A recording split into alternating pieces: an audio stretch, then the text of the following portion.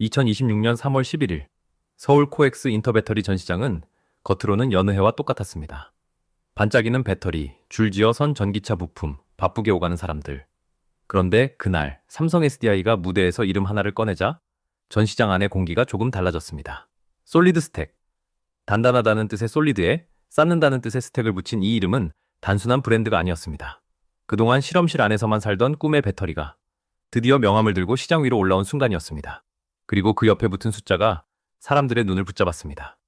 10%에서 80%까지 충전하는데 7분, 한 번 충전으로 800km. 서울에서 부산을 왕복하는 거리를 커피 한 잔 마실 시간 만에 채운다는 이야기였습니다.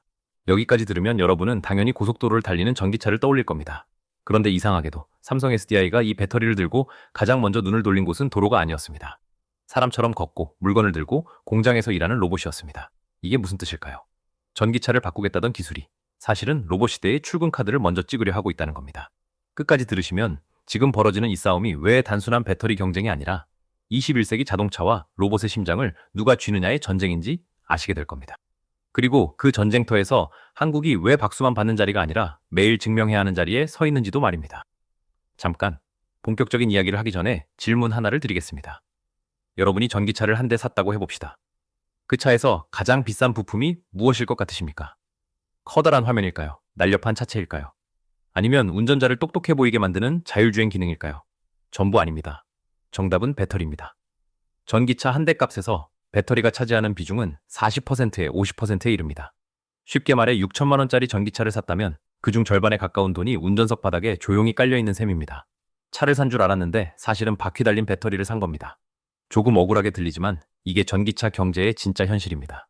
그래서 전기차 전쟁은 겉으로는 테슬라, 현대차, BYD 같은 완성차 회사들의 싸움처럼 보입니다. 하지만 속을 들여다보면 진짜 주인공은 따로 있습니다. 바로 배터리 회사들입니다. 이 작은 전기 덩어리가 자동차의 가격을 정하고 주행거리를 정하고 충전 시간을 정하고 심지어 소비자의 불안까지 정합니다. 생각해보면 이상한 구조입니다. 우리는 자동차 회사의 이름을 보고 차를 고르지만 그 차의 운명은 눈에 보이지도 않는 바닥 밑에 배터리가 쥐고 있습니다. 엔진을 몰라도 자동차를 팔 수 있던 시대가 있었습니다. 하지만 전기차 시대의 엔진은 배터리입니다. 배터리를 모르는 자동차 회사는 자기 차의 심장을 남의 손에 맡긴 회사가 됩니다. 여기서 오늘 이야기의 무게가 시작됩니다. 배터리가 단순한 부품이 아니라 산업의 주도권 그 자체라면 그 배터리를 근본부터 바꾸겠다는 기술이 나타났을 때 세상이 조용할 리가 없습니다. 그 기술의 이름이 바로 전고체 배터리입니다. 그런데 이 배터리가 왜 그렇게 대단한지 이해하려면 먼저 지금의 배터리가 어떤 감옥에 갇혀 있었는지부터 봐야 합니다. 전기차가 내연기관차를 아직 완전히 밀어내지 못하는 이유는 딱 세 가지로 압축됩니다. 첫째, 주행거리가 불안합니다. 광고에서는 500km, 600km를 말하지만 겨울이 오고 히터를 켜고 고속도로에 올라가면 그 숫자는 갑자기 겸손해집니다. 둘째, 충전 시간이 깁니다. 주유소에서는 몇 분이면 끝나는 일을, 충전소에서는 커피를 마시고 휴대폰을 들여다보고 괜히 차 주변을 한 바퀴 돌게 만듭니다. 셋째, 화재에 대한 공포입니다. 전기차 화재 뉴스가 한 번 나오면 사람들의 기억 속에 아주 오래 남습니다. 통계가 아무리 안전하다고 말해도 사람 마음속 불안은 숫자표를 잘 읽지 않습니다. 더 골치 아픈 건 이 세 가지 문제가 서로 따로 떨어져 있지 않다는 점입니다. 오히려 손을 잡고 서로를 붙들고 있습니다. 주행거리를 늘리려고 배터리를 더 많이 넣으면 차가 무거워집니다. 차가 무거워지면 효율이 떨어지고 가격도 올라갑니다. 충전 속도를 높이려고 전류를 세게 밀어 넣으면 열이 납니다. 열이 나면 안전 문제가 커집니다. 안전을 높이려고 구조를 보수적으로 만들면 이번엔 에너지 밀도가 낮아집니다.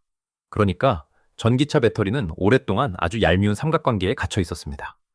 멀리 가고 싶으면 무거워지고 빨리 충전하고 싶으면 뜨거워지고 안전하게 만들고 싶으면 성능이 아쉬워집니다. 세 마리 토끼가 서로 반대 방향으로 뛰는 셈입니다. 그런데 소비자는 당연히 셋 다 원합니다. 멀리 가고 빨리 충전되고 불안하지 않은 차. 지극히 정상적인 요구입니다. 하지만 기존 리튬이온 배터리는 그동안 조용히 이렇게 대답해왔습니다. 셋 다 한꺼번에는 조금 어렵습니다. 이 얄미운 대답을 20년 넘게 들어온 자동차 업계에 만약 누군가가 나타나서 셋 다 됩니다 라고 말한다면 어떨까요? 그건 단순한 신제품이 아니라 판 자체를 뒤집는 사건입니다. 그리고 바로 그 지점에서 이름은 딱딱하지만 뜻은 의외로 단순한 한 기술이 등장합니다. 전고체 배터리. 이름은 어렵지만 원리는 생각보다 단순합니다. 지금 배터리 안에서는 리튬 이온이라는 작은 알갱이가 한쪽에서 다른 쪽으로 오가면서 전기를 만듭니다. 그 리튬 이온이 지나다니는 길 역할을 하는 것이 전해질입니다. 그런데 지금 대부분의 배터리는 이 전해질이 액체입니다. 액체 속에서 리튬 이온이 헤엄치듯 움직이는 겁니다. 문제는 액체라는 성질 자체에 있습니다. 액체는 새어나올 수 있고 충격에 약하고 무엇보다 불이 붙을 위험이 있습니다. 전기차 화재의 공포가 사라지지 않는 이유도 결국 여기에 뿌리를 두고 있습니다. 배터리 안에 불붙기 쉬운 액체가 들어있는 한 아무리 조심해도 마음 한구석에 불안은 남습니다. 전고체 배터리는 바로 이 액체 전해질을 고체 전해질로 바꿉니다. 액체 대신 단단한 소재 안에서 리튬이온이 움직이게 만드는 겁니다. 겨우 이 차이 하나가 배터리의 성격을 통째로 바꿔놓습니다. 고체 전해질은 구조가 더 안정적이라 화재 위험을 크게 낮출 수 있습니다. 같은 공간에 더 많은 에너지를 담을 가능성도 열립니다. 게다가 더 빠른 충전까지 가능하게 만들 수 있습니다. 앞에서 말한 그 얄미운 삼각관계, 멀리 가면 무거워지고 빨리 충전하면 뜨거워지던 그 함정을 정면으로 풀어보겠다는 겁니다. 그래서 배터리 업계에서는 전고체 배터리를 성배라고 부릅니다. 말이 조금 거창하긴 합니다. 하지만 전기차 업계 입장에서는 정말 성배에 가깝습니다. 찾기만 하면 왕국의 지도가 바뀌는 물건이기 때문입니다. 이 기술이 중요한 이유는 단순히 전기차 한 대가 더 멀리 가기 때문이 아닙니다. 배터리 성능이 좋아지고 대량 생산이 가능해지면 전기차 가격은 내연 기관차에 더 가까워집니다. 충전 시간이 줄면 사람들은 전기차를 특별한 차가 아니라 그냥 편한 차로 받아들이기 시작합니다.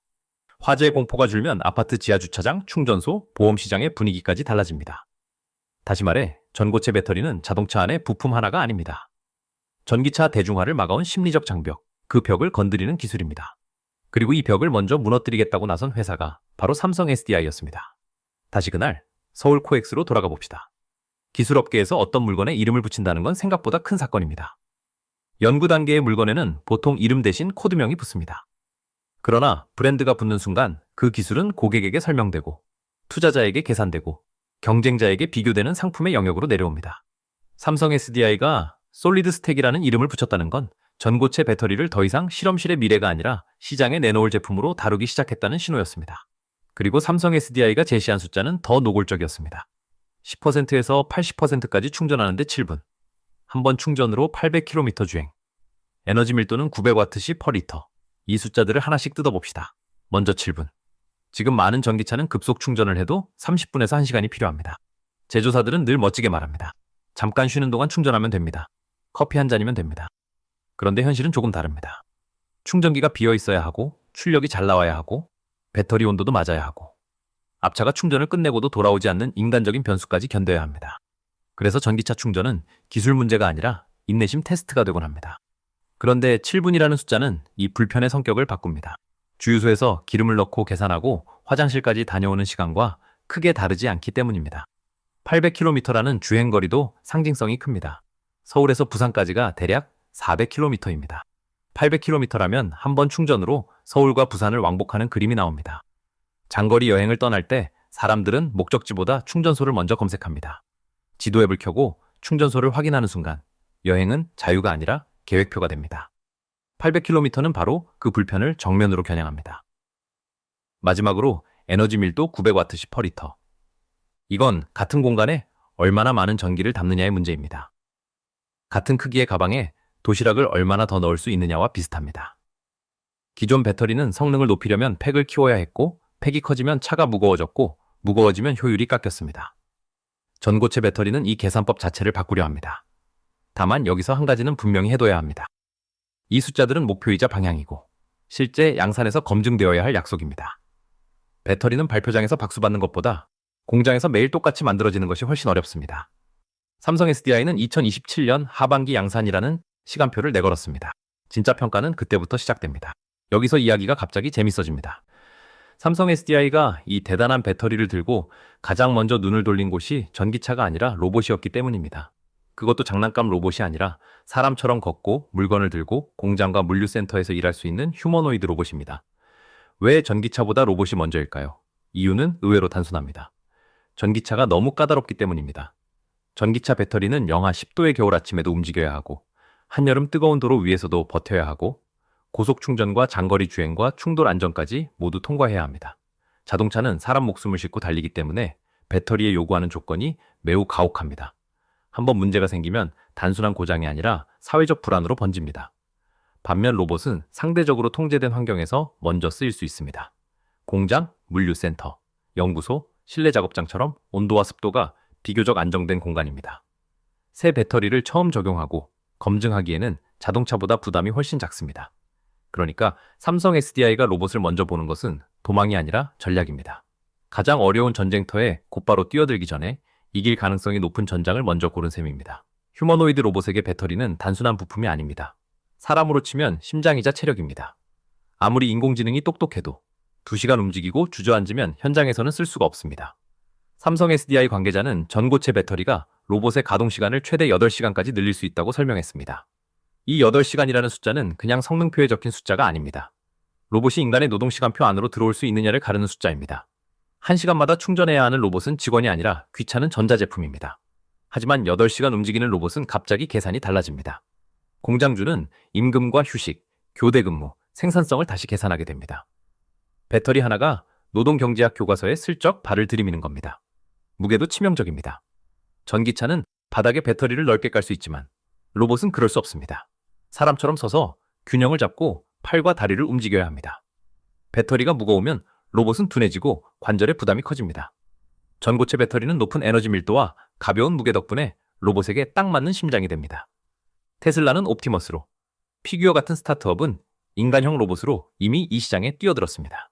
그리고 이 모든 로봇이 공통으로 필요로 하는 것이 바로 오래가고 가볍고 안전한 배터리입니다. 전고체 배터리 이야기를 하다 보면 사람들은 자꾸 실험실만 떠올립니다. 하얀 가운을 입은 연구원, 조용한 장비, 알 수 없는 그래프. 그런데 배터리 산업에서 진짜 중요한 순간은 연구실이 아니라 계약서 위에서 벌어집니다. 아무리 좋은 배터리를 만들어도 넣어줄 회사가 없으면 그건 그냥 비싼 샘플입니다. 반대로 자동차 회사가 미래 플랫폼을 준비해도 믿고 맡길 배터리 회사가 없으면 그건 바퀴 달린 약속에 불과합니다. 그래서 삼성 SDI와 현대차가 처음으로 배터리 공급 계약을 맺었다는 소식은 단순한 거래가 아니었습니다. 한국 배터리 회사와 한국 자동차 회사가 드디어 한 테이블에 앉았다는 뜻이었습니다. 이상하게 들릴 수도 있습니다. 같은 한국 기업인데 왜 이제야 만났냐고요? 하지만 경제판에서는 같은 나라라고 자동으로 손잡는 일이 없습니다. 돈이 맞아야 하고, 기술이 맞아야 하고, 일정이 맞아야 하고, 무엇보다 서로의 미래가 맞아야 합니다. 그동안 현대차는 주로 LG 에너지 솔루션과 SK온에서 배터리를 받아왔고, 삼성 SDI는 BMW 같은 유럽 완성차 고객과 관계가 깊었습니다. 가까운 듯 멀었던 두 회사가 처음으로 공식적인 관계를 맺은 겁니다. 이번 계약은 2026년부터 2032년까지 이어지는 7년 장기 공급 계약입니다. 배터리 산업에서 7년은 결코 짧지 않습니다. 자동차용 배터리는 마음에 안 든다고 다음 주에 바꾸는 물건이 아닙니다. 안전검증, 생산 안정성, 공급 능력, 가격 조건, 공장 위치까지 모두 맞아야 하고 한번 플랫폼에 들어가면 쉽게 교체하기 어렵습니다. 그래서 이 계약은 지금 당장의 물량보다 훨씬 큰 의미를 가집니다. 계약에 들어가는 배터리는 삼성 SDI의 6세대 각형 배터리 P6입니다. 전고체 배터리 그 자체는 아니지만 전고체로 넘어가는 길목에 놓인 차세대 배터리입니다. 이 배터리는 현대차의 유럽형 전기차에 실릴 예정이고 생산은 삼성 SDI의 헝가리 공장에서 이루어집니다. 유럽 안에서 만들어 바로 공급하면 물류와 규제 대응에서 큰 힘을 얻습니다. 현대차 입장에서도 계산은 분명합니다. 전기차 시대의 배터리 공급망을 남에게만 맡기는 건 점점 위험해지고 있습니다. 배터리 가격이 차값을 흔들고 공급 차질이 생산 일정을 흔들기 때문입니다. 그래서 현대차는 전고체 배터리 내재화를 선언하고 차세대 배터리 플랫폼 개발에 나섰습니다. 여기에 에코프로와 포스코퓨처엠 같은 소재 기업이 양극재를 대고 삼성 SDI가 셀을 만들고 현대차가 그 배터리를 전기차에 싣습니다. 그동안 따로 달리던 두 바퀴가 드디어 같은 방향으로 돌기 시작한 겁니다. 그런데 여기서 박수를 치고 끝내기에는 세상이 그렇게 친절하지 않습니다. 배터리 전쟁은 늘 그렇습니다. 한쪽에서 멋진 기술을 발표하면 다른 쪽에서는 더 큰 숫자와 더 오래된 특허와 더 무서운 자금력을 들고 나옵니다. 지금 한국 앞에는 두 개의 거대한 그림자가 서 있습니다. 하나는 조용하지만 오래 준비한 일본 토요타, 다른 하나는 시끄럽지만 빠르게 밀어붙이는 중국입니다. 먼저 토요타입니다. 토요타는 전기차 전환에서 느리다는 평가를 받아왔습니다. 테슬라가 전기차 시대의 간판으로 떠오르고 중국 기업들이 가격으로 시장을 흔드는 동안 토요타는 하이브리드에 더 강하게 기대고 있었습니다. 그래서 사람들은 토요타가 흐름을 놓쳤다고 말했습니다. 그런데 토요타 입장에서는 억울할 수도 있습니다. 겉으로는 늦어 보였지만 뒤에서는 전고체 배터리라는 카드에 오래 베팅하고 있었기 때문입니다. 토요타는 전고체 배터리 특허를 세계에서 가장 많이 보유한 기업 중 하나로 꼽힙니다. 2021년 기준으로 관련 특허 1000건 이상을 가진 것으로 알려졌고 이후에도 계속 쌓아왔습니다. 특허는 기술업계의 성벽입니다. 길을 막지는 않아도 통행료를 요구합니다. 남이 낸 길로 지나가려면 허락을 받아야 하고 돌아가려면 더 많은 시간과 돈이 듭니다. 토요타가 내건 목표도 만만치 않습니다. 10분 충전에 1200km 주행, 삼성 SDI의 800km보다 훨씬 공격적인 숫자입니다. 게다가 토요타는 이데미스 코산과 손잡고 황화리튬 공급망까지 준비하고 있습니다. 황화리튬은 고체 전해질을 만드는 핵심 소재입니다. 느린 회사처럼 보였지만 필요한 곳에는 조용히 말뚝을 박아두고 있었던 겁니다. 그 다음은 중국입니다. 중국은 다른 방식으로 압박합니다. 토요타가 특허와 소재로 성벽을 쌓는다면 중국은 숫자와 속도로 시장을 흔듭니다. 중국 창안자동차는 한 번 충전에 1,500km를 주장했습니다. 서울에서 부산을 여러 번 오갈 수 있는 거리입니다. 이 숫자만 놓고 보면 충전 걱정이라는 말 자체가 낡은 농담처럼 들립니다. 중국 기업들은 2027년 대량 생산을 말하고 있고 중국 정부도 전고체 배터리 보조금과 표준 전략을 밀어넣고 있습니다. 이쯤 되면 단순한 기업 경쟁이 아니라 국가 산업 전략입니다. 다만 중국의 숫자를 그대로 믿는 건 위험합니다. 중국 기업이 제시하는 주행거리는 자체 시험 기준을 바탕으로 한 경우가 많고 국제 기준보다 유리한 조건에서 나온 숫자일 수 있습니다.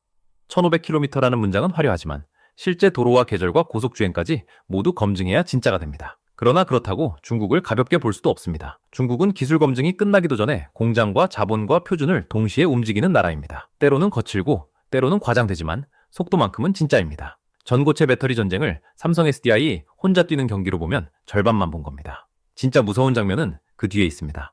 LG 에너지 솔루션은 황화물 전고체 배터리에 파일럿 셀과 모듈을 공개했고 SK온은 솔리드 파워와 손잡고 시험 생산 라인을 준비하고 있습니다.